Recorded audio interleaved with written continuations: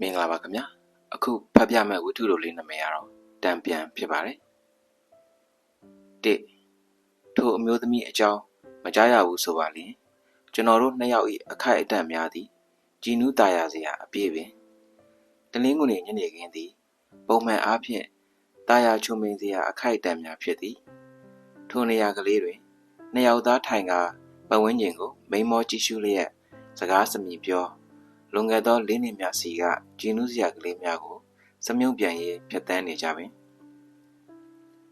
လူသားလူလာအနေငယ်ရှိသည့်တိုင်ကျွန်တော်တို့နှစ်ယောက်စကားကောင်းကောင်းပြောရရပါသည်ကော်ဖီဆိုင်မှာချိန်တွေ့ဖို့ကတော့အခုကာလကုန်စည်နှုန်းနဲ့ဆိုပါလျင်အနည်းဆုံး2000 3000ဝန်းကျင်တော့ကုန်ကြမည်ဒီတော့လည်းအများပြည်သူသွားလာနှင့်မနီးမဝဲတွင်ရှိသည့်အုတ်ခုံတန်းကလေးသည်ကျွန်တော်တို့ချစ်သူနှစ်ဦးချိန်တွေ့ရနေရဖြစ်တော့သည်ထိုနေရာကလေးတွင်တွေ့ပြီး9 ပတ်မြောက်အကြာတွင်ထိုအမျိုးသမီးအကြောင်းကို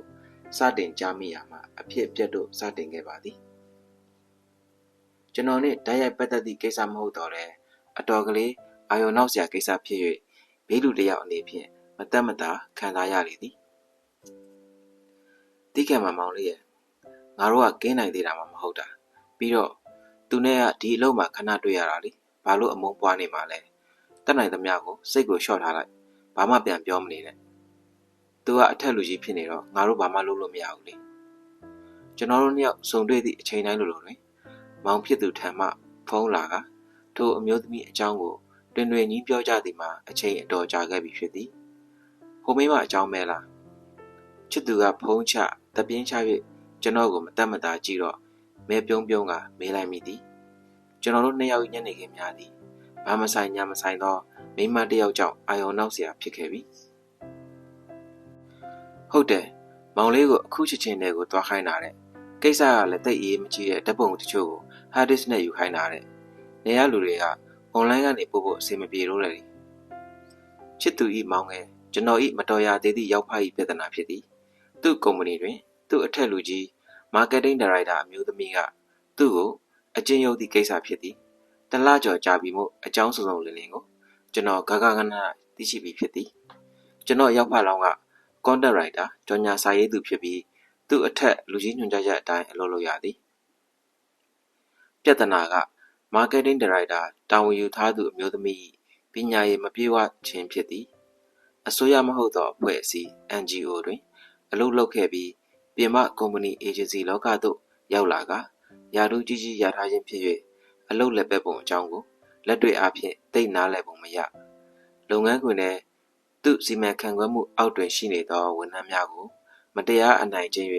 အလုပ်ပေါင်းသွင်းထားပုံရသည်ကျွန်တော်ကြားသိရောက်သလောက်ကတော့ဥပမာအားဖြင့် content writer ကိုဒီဇိုင်နာခေါင်းစဉ်တက်၍ဒီဇိုင်းများဆွဲခိုင်းသည် content writer ကိုဗီဒီယိုဓာတ်ပုံရိုက်ကူးသူအဖြစ်ခေါင်းစဉ်တက်ကရိုက်ကူးရေးလုပ်ခိုင်းသည် content writer ကိုဗီဒီယိုတီးဖြတ်သူအဖြစ်ခေါင်းစဉ်တက်က editing လုပ်ခိုင်းပြန်သည်ထို့နောက် content writer ရေးသမျှကိုသူ့စိတ်အခြေအနေပေါ်မူတည်၍ကောင်း၏မကောင်း၏သူဆုံးဖြတ်ပြန်လေသည် online ပေါ်တွင်တွေ့နေကြအလုပ်ခေါ်စာမျိုးကဲ့သို့တထရာတဲ့တူညီနေသောလုပ်ငန်းခွင်စရိုက်ကိုကျွန်တော်ရောက်ဖဟုပဲဆိုပါစို့ကျွန်တော်ရောက်ဖကအမှန်တကယ်ပိုင်ဆိုင်ထားလေသည်ကြာလာတော့လုပ်ငန်းခွင်မှာမပျော်ရွှင်တော့သူ့အမဖြစ်သူကိုဖုံးဆက်၍တိုင်မွေရင်ဖွင့်သည်မောင်နှမနှစ်ယောက်တည်းရှိရလည်းဖြစ်တငယ်ချင်းတို့လည်းဖြစ်နေသည်မို့ကျွန်တော်ရည်စားသူ့အမက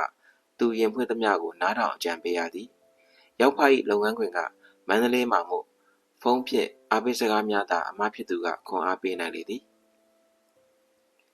အဲ့ဒီအမျိုးသမီးကသူ့မိသားစုနဲ့အဆင်မပြေဖြစ်လာရင်လည်းမောင်လေးကိုမဲတယ်လုပ်ငန်းခွင်မှာမျက်နှာပုတ်ကြီးနဲ့သူ့အောက်ကဝန်ထမ်းတွေကိုမချင်မငန်ဆက်ဆံတယ်သူ့စိတ်ထဲမှာအဆင်ပြေတဲ့ထင်တဲ့သူတယောက်ကတခုခုပြောလိုက်ရင်အုံနောက်နဲ့မစင်စားတော့ဘူးပြောသမျှနားဝင်ပြီးအကုန်လုံးကိုရှောက်မဲတယ်သူ့လူယုံတွေနားသမျှအကုန်ယုံတယ်content writer ကဒီဇိုင်းမဆွတ်တတ်ဘူးလားဆိုပြီးအပြစ်တင်တာမျိုးတွေမစီမဆိုင်အခမ်းအနားမှာဓာတ်ပုံရိုက်ဖို့တာဝန်ပေးတာတွေကိုရှောက်ခိုင်းတာတဲမောင်လေးကလှုပ်တာပဲလားသူကလည်းလှုပ်တတ်နေရတယ်ဒီကာလအလုပ်ထွက်ပြီးပြန်ဝင်တာမျိုးမဖြစ်ချင်တာလစာလေးလည်းမစိုးစလောက်ကောင်းတာရဲ့ဒါကြောင့်မို့အောင်အီးပြီးနေရတာပေါ့ဒါပေမဲ့စိတ်ကတော့အတကုံညစ်နေရပဲကျွန်တော်တက်ပြင်းချလိုက်မိသည်လုပ်ငန်းခွင်တော်တော်များများကစုံပြူတယောက်တော့အနည်းဆုံးရှိကြသည်ဆိုတော့လေထိုစုံပြူမှာ ရာထူးခက်ကြီးသို့မဟုတ်ကိုနှစ်အလုပ်တွဲလို့ရသူဖြစ်ပါလျင်တိုင်ပတ်ပြီးဖြစ်သည်သူ့လစဉ် report တွေကိုလည်းဘာသာပြန်ခိုင်းတယ်သူစိတ်တိုင်းမကြရင်ကောင်းကောင်းမပြောဘူးလူရှိသူရှိမှអော်တယ်တဲ့အဆက်ခွဲတာပေါ့လေအလုပ်တွေခိုင်းရင်လည်းအခုတစ်မျိုးတော့ကြတစ်မျိုးတဲ့သူခိုင်းတဲ့အလုပ်တွေကိုလည်းပြန်ပြီး follow up လိုက်တာမျိုးမရှိဘူးခိုင်းပြီးရင်လည်းတစ်ခါတလေပြန်မစစ်ဘူးစိတ်ကူးပေါက်မှထမေးတာမျိုးတဲ့ content တွေရေးပြီးဆိုလဲမဖတ်ရသေးဘူးအဆင်မပြေဘူးဆိုတဲ့စကားမျိုးကအရင်လာတာတဲ့ထို့အခြေအနေကိုကျွန်တော်အတော်လေးသဘောပေါက်ခဲ့ပြီဖြစ်သည်ကျွန်တော်တို့ရုံးကအမျိုးသမီးတယောက်ကိုတောင်ပြေး၍မြင်သွားလိုက်သည်ဟိုလူကိုဆက်သွယ်ခိုင်းဒီလူကိုဆက်သွယ်ခိုင်းအလုပ်တွေကိုကိုစားလွှဲပြီးအကူအညီတောင်းခိုင်းစကားလုံးအကြီးကြီးတွေပြောပြီးတစ်ဖက်ကိုချိတ်ဆက်ခိုင်းတကယ်လည်းနောက်ဆုံးအနေထား confirm လုပ်ရတော့မယ်စာချုပ်ချုပ်ငွေချေရတော့မယ်ဆိုမှအနာဂတ်ဖြုတ်ခိုင်းတာနဲ့ကျွန်တော်ကကြားထဲကမျက်နှာပြက်ပေါင်းများလာပြီ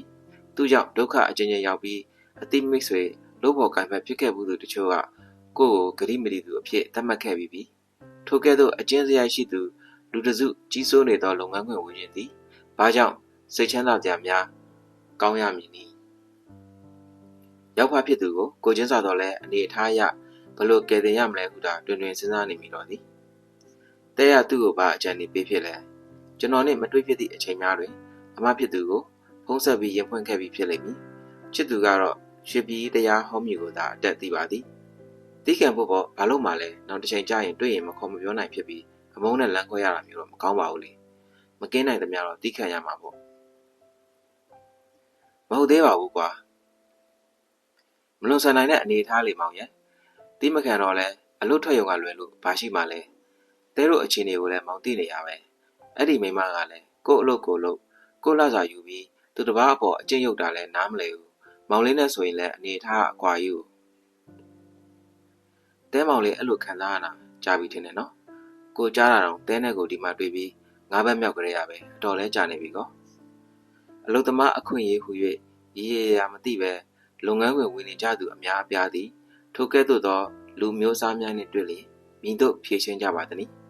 လက်ရှိနိုင်ငံရေးအနေအထားစီးပွားရေးအနေအထားမချစ်တော်လဲအောက်ကနန်းနေကြသည့်ဝန်ထမ်းအချို့၏ဘဝအခြေအနေကမလူးတာမလွန်တာကြာပြီပေါ့မောင်စိတ်အနှောက်အယှက်ဖြစ်မှာဆိုလို့သာအခုနောက်ပိုင်းမှာမပြောပြခါသူခံစားနေရတာအလုပ်ဝင်ပြီး၄-၅ လကလေးရပဲစုစုပေါင်းဆို3 နှစ်ခွဲလောက်ရှိပြီဟင်ဒါဆိုအတော်ကြာပြီပဲကျွန်တော်ခံစားခဲ့ရသည်များရင်ဆိုင်ဖြတ်တန်းခဲ့ရသည်များကိုမြင်အောင်လာကရောက်ဖဖြစ်သူကိုတနာဂယုနိုင်တတ်မိပြီးတပ်ပြင်းချမိသည်ချစ်သူကသဘောပေါက်သည်မောင်လဲရင်ဆိုင်ခဲ့ဘူးတာပဲဘလို့ဖြည့်ရှင်းခဲ့တယ်လဲဆိုတာသူ့ကိုအကြံပေးလိုက်ပါလားကို့အကြံအတိုင်း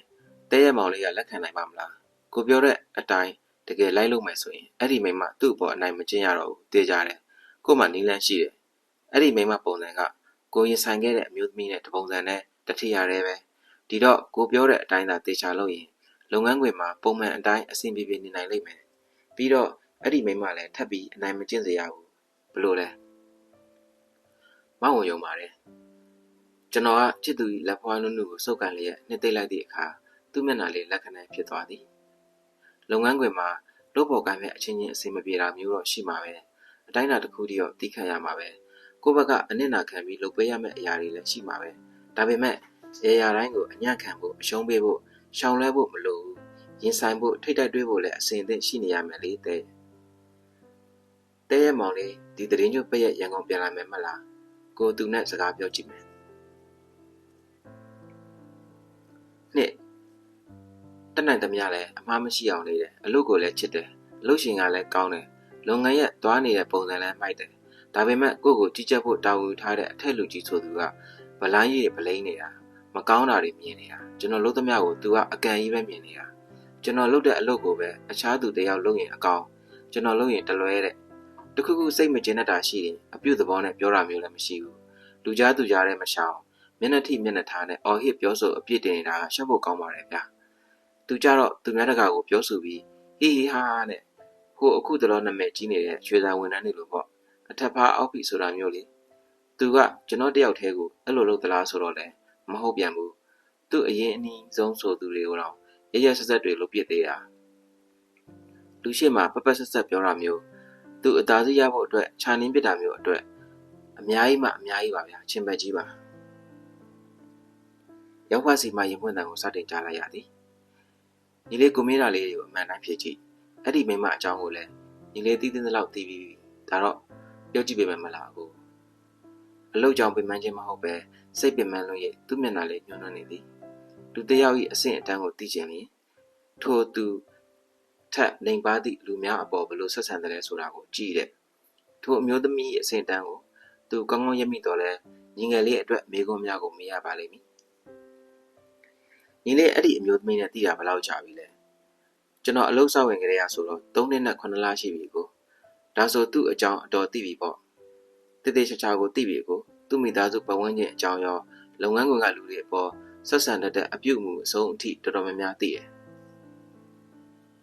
ဒါဆိုအကိုပြောတဲ့အချက်တွေထဲမှာသူနဲ့ကိုင်းညီမှုမရှိတဲ့အချက်ကိုရွေးထုတ်ကြည့်နော်အဲ့ဒီမိမဟာနံပါတ်1စကားကိုဘယ်လောက်မလဲပြောတတ်လိမ့်မယ်အခုတစ်မျိုးတော့ကြတစ်မျိုးစိတ်ကအမျိုးမျိုးပြောင်းတတ်တယ်ကိုပြောပြီးစကားကိုလည်းတောင်းဝန်မယူဘူးမျက်နှာပြောင်တိုက်ဖို့လည်းဝန်မလေးဘူးဂတိမတီးဘူးပေးပြီးသားဂတိကိုလည်းပြန်ဖြတ်တတ်တယ်နံပါတ်2နေရာအလျန်းလူချင်းတယ်ဦးစားပေးခံချင်တယ်ပေါ့ကွာ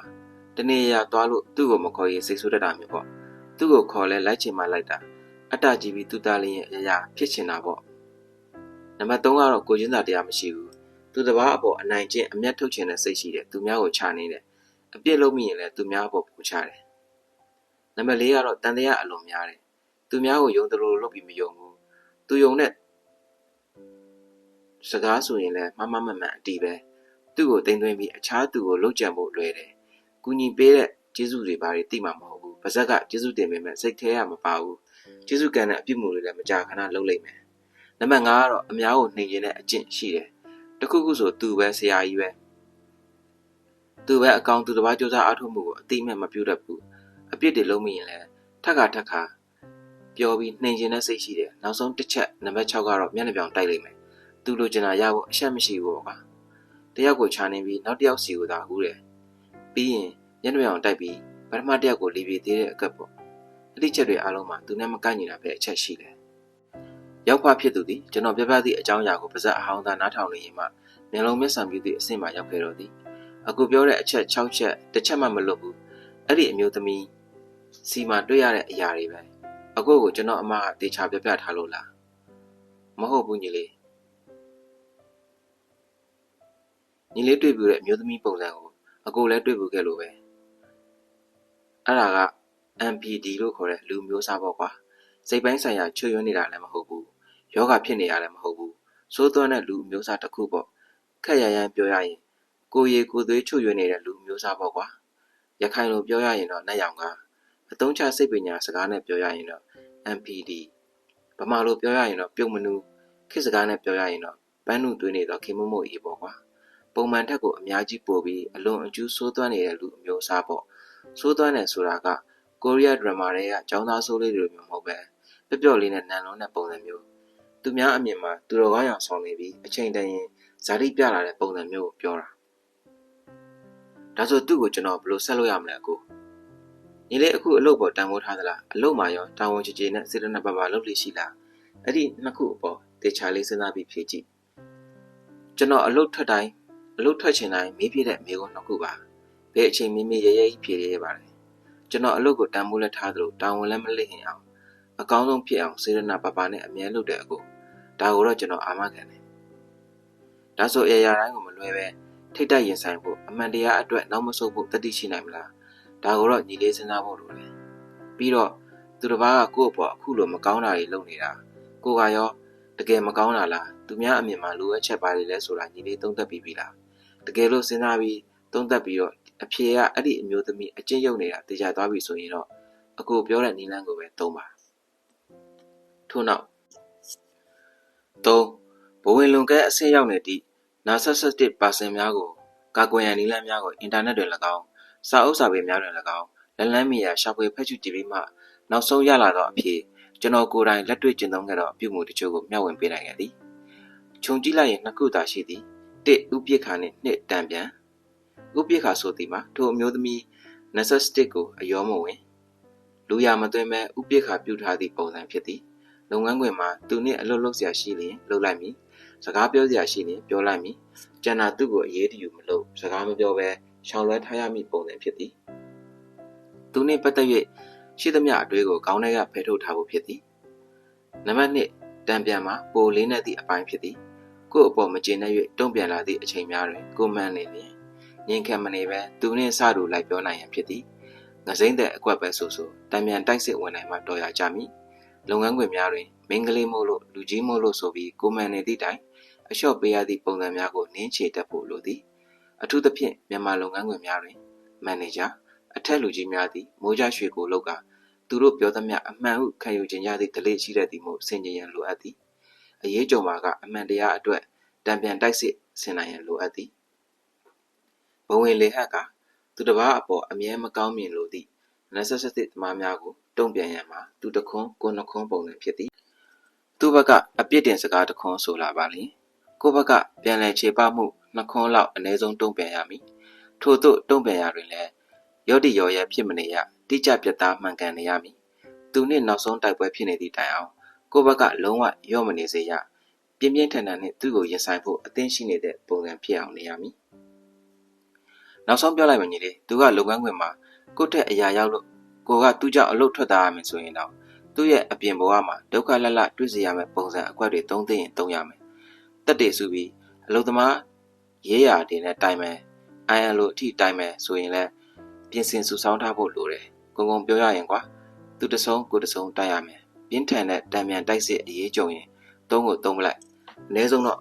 သူ့စိတ်ပိုင်းဆိုင်ရာထိခိုက်ပြီးလန့်ဖြတ်သွားလိမ့်မယ်တကယ်လို့ကိုကအလုံးမထွက်ရဘူးသူကကိုကိုစိတ်ဒုက္ခပေးခြင်းလို့သူ့လက်အောက်မှာပဲဆက်လုပ်ပြီးတောကပေးနေရင်လည်းပိုကောင်းတယ်သူကိုမြင်နေရင်အလိုလိုစိတ်ဆင်းရဲနေအောင်လုပ်နိုင်ရမယ်တံမြန်တိုက်စစ်ဟာသူ့ထက်တေးလေးမှမလျော့ဘူးဆိုတာကိုသူသိသွားပြီဆိုတဲ့အချိန်သူ့ဘက်ကလုံးဝအလျှော့ပေးသွားလိမ့်မယ်necessity သမားတွေမှာသူလှုပ်လို့မရမှန်းသိရင်ဆက်မလုပ်တော့ဘူးအာမတန်ပဲမန်လုံးဝလျှော့သွားလိမ့်မယ်ညီလေးအဲ့တော့သူတိုက်ကိုတိုက်သူရုပ်ကိုရုပ်ပဲလုံးဝမလျှော့နဲ့အကျင့်ရုပ်ဖို့အတွက်ညီလေးကိုသင်ပေးနေရမှာမဟုတ်ဘူးnecessity သမားတွေကိုဆက်ဆံရမယ့်ပုံစံကိုပြပြနေရအခြားလူတွေကိုတော့တောင်းမလုံးနဲ့တိုင်ပတ်ကုန်လိမ့်မယ်၄ချစ်သူဤနူးညံ့သောလက်တစုံကိုခပ်ဖွားဖွားဆုပ်ကန်လျက်ပြုံးပြုံးကြီးမျက်လုံးချင်းဆုံရသည့်အခိုက်အတန့်မျိုးကိုနောက်ဆန်တင်းစရာစိတ်ဖိစီးစရာမရှိပဲလွတ်လွတ်လပ်လပ်အကောင့်ထဲပေါ်နိုင်ခဲ့ပြီဖြစ်လေသည်ရောက်ဖတော့ပြန်သွားသည့်နေ့မှစ၍သူ့အမစီသို့ပြဿနာတက်သည့်အကြောင်းပြောပြမိဖုန်းမလာခဲ့တော့ပါကျွန်တော်ထံကိုတော့ဖုန်းလာခဲ့သည်တလားကြော်အကြာတွင်ပေါ့အကိုရေးအခုနေနေရကွက်တီပဲဗျာအခုဆိုရင်သူနဲ့ဆက်ဆံရေးကအရင်လိုမဟုတ်တော့ဘူးသူရှော့ကိုရှော့သူတင်းကိုတင်းပဲအရေးကြုံရင်တိုက်ဖို့လက်နက်တွေလည်းအတင်းပြင်ထားတယ်အလုပ်လုပ်ရတာလည်းပျော်လာတယ်တတိရလည်းပိုရှိလာတယ်အဲ့ဒီအမျိုးသမီးကိုမြင်ရင်လည်းဘာမဆိုရင်ဆိုင်နိုင်ဖို့လာကစားကောင်းမဆိုပြီးစိတ်ထဲပြောနိုင်တဲ့အခြေအနေကိုရောက်သွားပြီပြုတ်သူ့ကိုတီးခံနိုင်တဲ့အတိုင်းအတာကျော်လွန်သွားပြီမို့တီးခံစရာအကြောင်းကိုမရှိတော့တာလူတိုင်းအမားနဲ့မကင်းနိုင်ပါအထူးသဖြင့်လုပ်ငန်းခွင်နယ်ပယ်တွင်တွေ့သူအချင်းချင်းညှိနှိုင်းမြင့်ပူးပေါင်းကလုပ်ငန်းအောင်မြင်ရန်ပြည်လည်ဖြည့်ရှင်းနိုင်ရင်အကောင်းဆုံးပဲမဟုတ်ပါလားစကားတစ်ခုကိုတတိယသွားသည်ဝစ်ဆိုတာမလဲရင်လဲအောင်လှည့်ပေးရတယ်တဲ့လေဂျန်ကို www.mayoclinic.org wikipedia.org necessity သို့မဟုတ်အတ္တမာနတန်တရားဘဝင်လွန်ကဲမှုဆောင်းပါးကောင်းစဉ်ဖြင့် Facebook ပေါ်တွင်တွေ့ရသောဆောင်းပါးတစ်ပုဒ်